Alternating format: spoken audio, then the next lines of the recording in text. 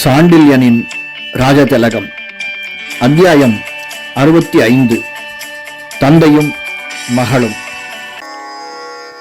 கங்க மன்னனான பூவிக்கிரமன் ரங்கப்பதாகாதேவியின் திட்டத்தை முதல் நாள் இரவு தனது கூடாரத்திற்குள் கேட்டு பிரமித்தான்.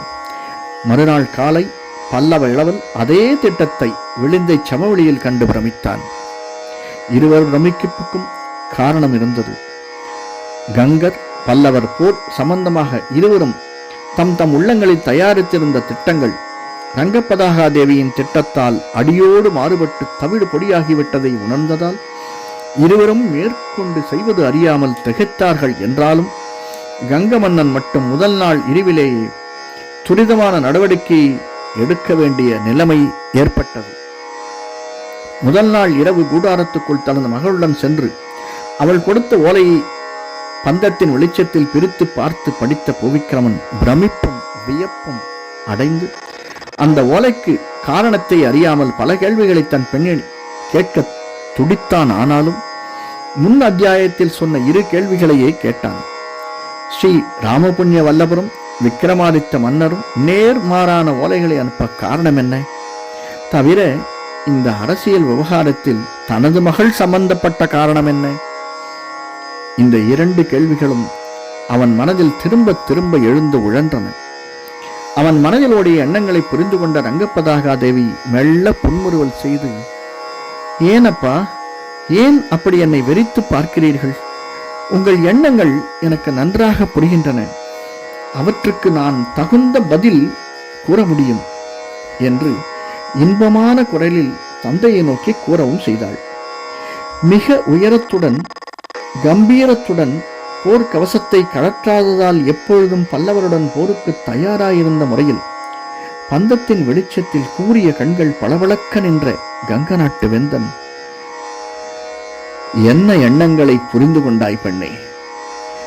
என்ன பதில்களை கூற உத்தேசித்திருக்கிறாய் என்று வினவினான். அவன் சொற்களில் சற்று கலக்கம் இருந்தது, குரலில் சந்தேகம் இருந்தது. இரண்டையும் கவனிக்கவே செய்தாள் ரங்கப்பதாகாதேவி. சாளுக்கிய மன்னரும் அவரது போர் மந்திரியும் நேர்மாறான உத்தரவுக்கு உள்ள ஓலைகளை அனுப்பியிருந்ததை பற்றி ஏற்கனவே கேட்டீர்களப்பா என்று சர்வசாதாரணமாக குளிர்ந்த குரலில் பேச்சை துவங்கினாள் ரங்கப்பதாகாதேவி. ஆம், கேட்டேன் என்றான் பூவிக்கிரமன். ரங்கப்பதாகாதேவி நேரடியாக அந்த கேள்விக்கு பதில் சொல்லவில்லை. உங்கள் குரலில் கோபம் இருக்கிறது என்று மட்டும் சொன்னாள். ஆம். கோபம் யார் மேல்? என் மேலா? நான் கொண்டு வந்த ஓலையின் மேலா? நீ கொண்டு வந்த ஓலையின் மேல்தான். அதில் கோபப்பட என்ன இருக்கிறது? என்ன இருக்கிறதா? ஸ்ரீ ராமபுண்ணிய வல்லவரின் உத்தவரின் பேரில் கங்க நாட்டு படைகளை அழைத்துக் கொண்டு இங்கு வருகிறேன். படையில் ஒரு பகுதியை பலி கொடுத்து வெற்றியை கொள்கிறேன். மேற்கொண்டு எப்படி விழுந்தையை தாக்கலாம் என்று யோசித்துக் கொண்டிருக்கிறேன். இப்பொழுது நீ விக்கிரமாதித்தனிடமிருந்து ஓலை கொண்டு வந்து திரும்பச் சொல்லுகிறாய். போர் என்ன விளையாட்டா மகளே? மன்னன் ஓர் உத்தரவும் மந்திரி ஓர் உத்தரவும் இட கங்க நாடு என்ன சதுரங்க காயா? அல்லது கங்க மன்னன் களிமண் பொம்மையா? அவர்கள் இஷ்டப்படி நகர்த்த என்று படபடப்புடன் சீறினான் பூவிக்கிரமன். ரங்கப்பதாகாதேவி மெல்ல தலையை உயர்த்தி தந்தையை கூர்ந்து நோக்கி, சாளுக்கியர் பல்லவர் போரில் உங்களை யார் தலையிடச் சொன்னது என்று வினவினாள். யாரும் தலையிடச் சொல்லவில்லை. சாளுக்கிய நாடும் கங்க நாடும் அண்டை நாடுகள். விக்கிரமாதித்த மன்னர் தமது உதவியை கேட்டார். உதவி செய்தோம், ஆயுதங்கள் செய்து கொடுத்தோம், காஞ்சி மீது படையெடுக்க என்றான் கங்க மன்னன். இந்த விளிந்தையில் போரிட விக்கிரமாதித்த மன்னர் உங்களுக்கு ஓலை அனுப்பினாரா? இல்லை. பின் ஏன் போருக்கு வந்தீர்கள்? விக்கிரமாதித்த மன்னர் அனுப்பாவிட்டால் அவர் போர் மந்திரி அனுப்பினாரே. இங்குதான் இருக்கிறது ஒரு தவறு என்று கூறிய ரங்கப்பதாகாதேவி அதை பற்றி விளக்கவும் முற்பட்டு, தந்தையே, இந்த போரை விக்கிரமாதித்த மன்னர் விரும்பவே இல்லை. அவர் கருத்தையும் மீறி ஓலை அனுப்பியிருக்கிறார் ஸ்ரீ ராமபுண்ணிய வல்லபர். விக்கிரமாதித்த மன்னர் பெரும் சாம்ராஜ்யத்தை நினைவு கனவு காண்கிறார். ஸ்ரீ ராமபுண்ணிய வல்லபர் சில்லறை வெற்றிகளில் கவனம் செலுத்துகிறார். சாளுக்கிய மன்னர் வெகு சீக்கிரம் தெற்கு நோக்கி படைகளை செலுத்த திட்டமிட்டிருக்கிறார். வடக்கு எல்லை போர்களை அவர் விரும்பவே இல்லை. வடமேற்கில் சாளுக்கிய நாட்டில் இருந்து தெற்கே சோழ நாடு உட்பட பெரும் சாம்ராஜ்ய சிருஷ்டியே விக்கிரமாதித்த மன்னரின் நோக்கம். சில்லறை விஷயங்களில் அவர் கவனம் செலுத்துவதில்லை என்பதற்கு ஓர் உதாரணம் சொல்கிறேன். திரையநேரியில் தன்னந்தனியாக சென்ற பல்லவ இளவரசரை விக்கிரமாதித்த மன்னர் நேரில் சந்தித்தார். அப்பொழுதே அவரை சாளுக்கிய மன்னர் சிறை செய்திருக்கலாம். செய்யவில்லை. பார்த்தும் பாராதது போல் சென்று விட்டார். ஆனால் அவர் விருப்பத்தையும் மீறி ஸ்ரீ ராமபுண்ணிய வல்லபர் இளவரசரை சாளுக்கிய வேட்டுவ மன்னர் மாளிகையில் சிறை செய்தார். அவரை விடுவிக்க போர் மந்திரிக்கு ஓலை அனுப்பினார் சாளுக்கிய மன்னர். ஏன் தெரியுமா? ஏன்? பல்லவ இளவரசரை, அவரது சிற்ப திறமையை, வீரத்தை விக்கிரமாதித்தர் பெரிதும் மதிக்கிறார். அவரை நேருக்கு நேர் போரில் சந்திப்பதாக வாக்கும் அளித்திருக்கிறார் என்றாள் ரங்கப்பதாகா தேவி உணர்ச்சி நிரம்பிய குரலில். எப்பொழுது? அவ்விருவரும் மாமல்லபுரத்தில் சந்தித்த போது. அப்படியா? ஆம். அது மட்டுமல்ல. ஓ, வேறு விஷயங்களும் இருக்கின்றனவா? இருக்கின்றன. பல்லவ இளவரசர் காவியம் படித்தவர், பெரிய அறிவாளியோ, இணையற்றவர். நான் பார்த்ததில்லை. எப்படி இருப்பார்? நல்ல உயரம், நல்ல சிவப்பு, கத்தியினும் கூர்மையான கண்களை உடையவர். வலதகையில் வாட்காயங்கள் உண்டு. நடையில் ஒரு கம்பீரம். விஷமமாக பேசுவார் என்று சொல்லிக்கொண்டே போன ரங்கப்பதாகா தேவி திடீரென பேச்சை நிறுத்தினாள். அவள் முகம் குங்கும சிவப்பாக சிறந்தது நாணத்தால். பல்லவ இளவரசனை பற்றி நீ ரொம்ப அறிந்திருக்கிறாய் நீ என்ற கங்க மன்னனின் சொற்கள் சற்று சினம் துளிர்த்தது விஷமத்துடன். தேவி அந்த சினத்தை பற்றியோ விஷமத்தை பற்றியோ கவலைப்பட்டதாக தெரியவில்லை. ஆம் என்ற பதிலை சர்வசாதாரணமாகவே சொன்னாள். நேரில் பரிச்சயம் உண்டோ? உண்டு. எப்படி? மாமல்லபத்திலிருந்து தப்பிய பிறகு தண்டி மகாகவியின் மாளிகையில் 2 நாள் தங்கியிருந்தார். அப்பொழுது பூஜைக்கு தினமும் வருவார். ஓ, அப்பொழுது பார்த்ததாக்கும். ஆம். பிறகு பார்க்கவில்லை. பார்த்தேன். எப்பொழுது? நேற்று விழுந்தையில். இதை கேட்டதும் கங்கமன்னன் கண்களில் கனல் பறந்தது. நேராக நீ இங்கு வரவில்லையா என்று சீறினான் கங்கமன்னன். ரங்கப்பதாகா தேவி நிதானம் நிரம்பிய விழிகளை அவன் மீது நாட்டினாள்.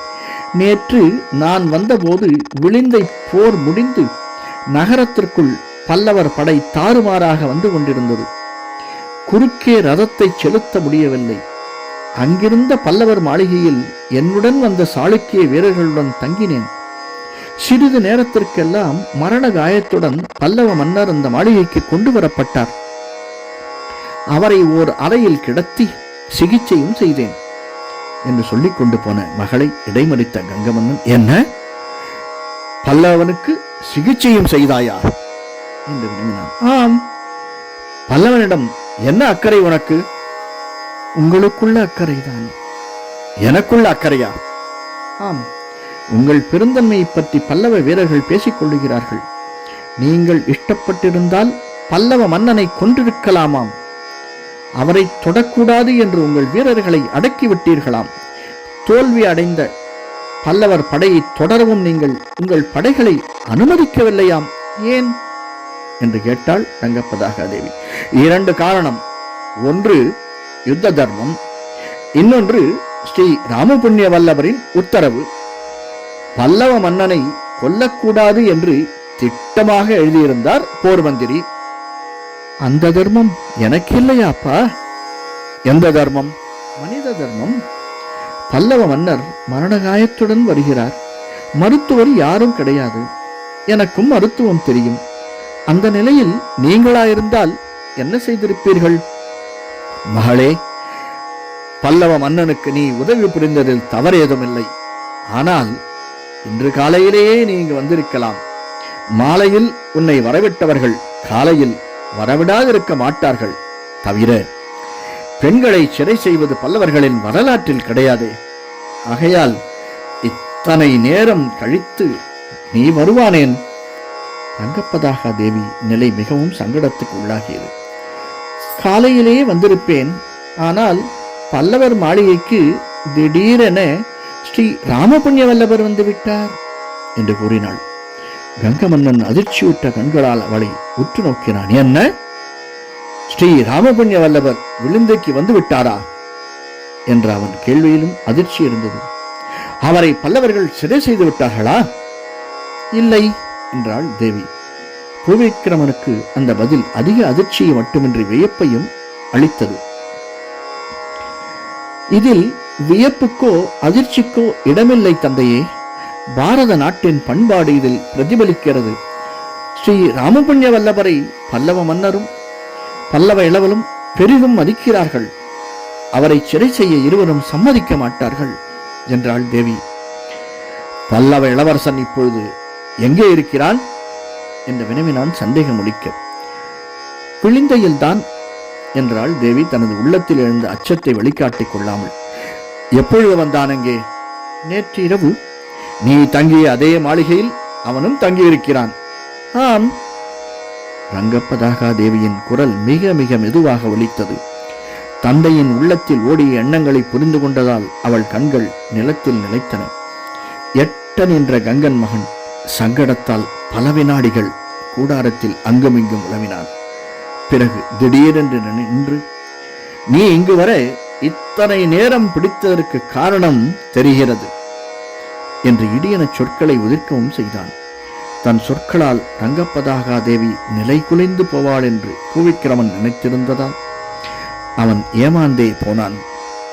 அவன் இதயத்தை பிளக்கக்கூடிய சொல் அம்புகளையும் பிரயோகிக்கலானாள் ரங்கப்பதாகா தேவி.